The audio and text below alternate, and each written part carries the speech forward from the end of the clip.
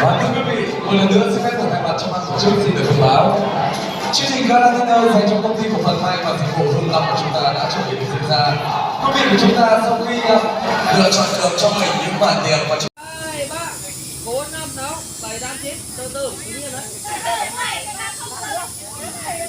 1,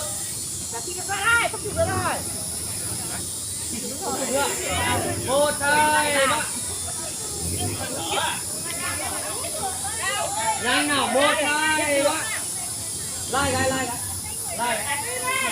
1, 2, 3. Và đổ tư thế đi ạ. Rồi ạ, ôm nhau sóng chết đi các kiểu đi.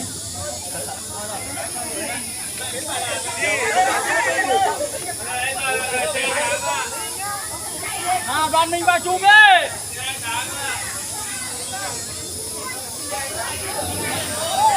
Mời em.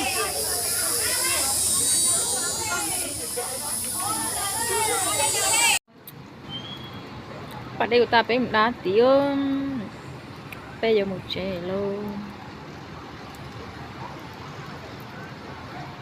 Bé một đá đây ít bia sẽ của chỉ cả xa nhỏ. Lại tất cả bé lọt trẻ.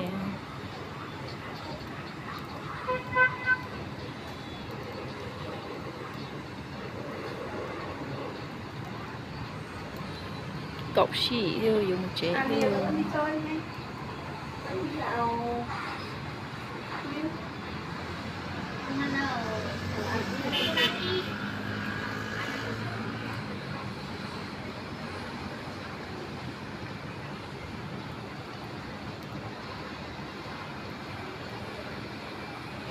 Chị oxy tôi có dùng một trẻ.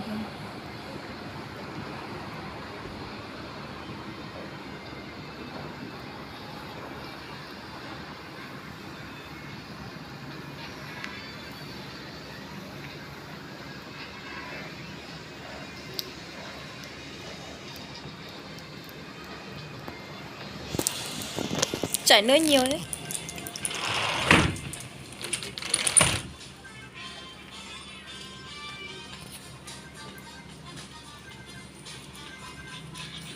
Nằm ở bếpปืนđó. Bây giờ đã phải dùng chế luôn.